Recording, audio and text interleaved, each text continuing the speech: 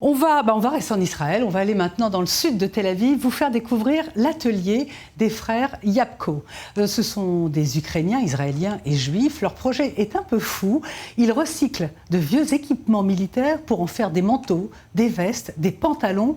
Et au pays de la toute-puissance de l'armée et de ses nombreux ennemis, eh bien voilà une mode tirée des guerres d'Israël. Leur marque s'appelle Chavi. Reportage Anna Papiashvili, images Oren Schenmeiser et montage Michal Nevo.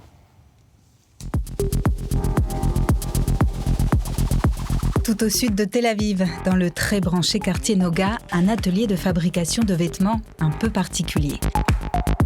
Ce manteau au look très fancy et confortable a été fabriqué grâce à un sac de couchage de l'armée britannique présent en Palestine mandataire.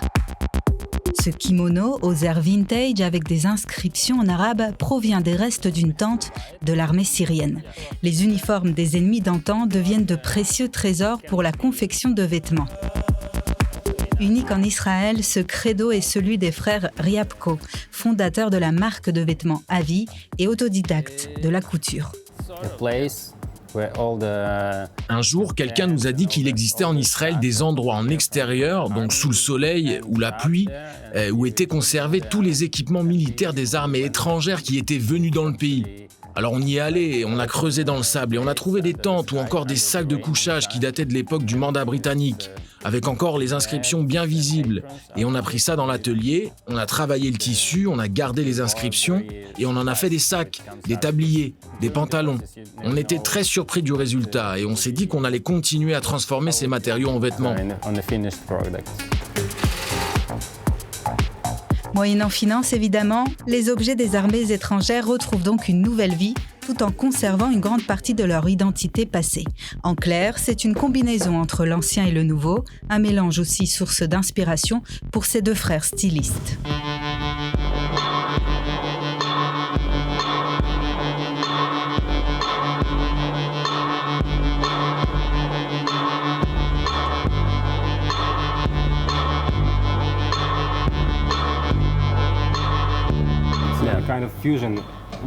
C'est une fusion en quelque sorte. On peut s'inspirer du style des vestes japonaises comme les kimonos et créer un vêtement qui s'en inspire, mais pas avec le même tissu avec lequel on a l'habitude de faire ces vestes. Nous, on utilisera une tente militaire et ça sort de l'ordinaire.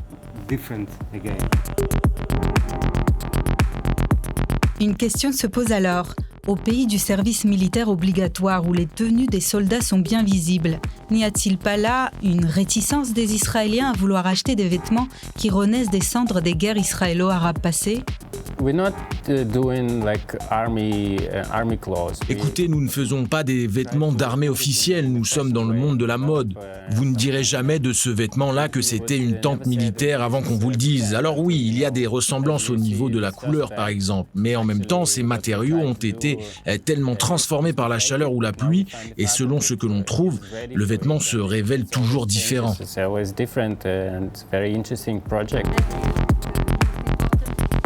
Les frères Archie et Denis sont aussi soucieux évidemment de l'écologie, une tendance qui attire aussi de nombreux clients. Avi expédie des pièces dans le monde entier. Nos clients sont des gens qui sont très concernés par la manière dont on fabrique les vêtements. Ils aiment l'histoire derrière le produit. Ce ne sont pas des gens d'un âge précis. Nous avons des hommes et des femmes qui entrent dans le magasin ici et qui se sentent connectés avec nos vêtements. Et on a aussi beaucoup de clients qui travaillent dans la mode, la musique ou l'art ici en Israël. Autre particularité propre à l'esprit de la marque Avi, sur chaque produit, une étiquette est apposée avec quelques mots sur le matériel utilisé pour la création du vêtement, le nom de l'armée concernée ou encore la date. Une manière pour les deux frères d'offrir plus qu'un simple vêtement à leurs clients. Mission réussie à 101%.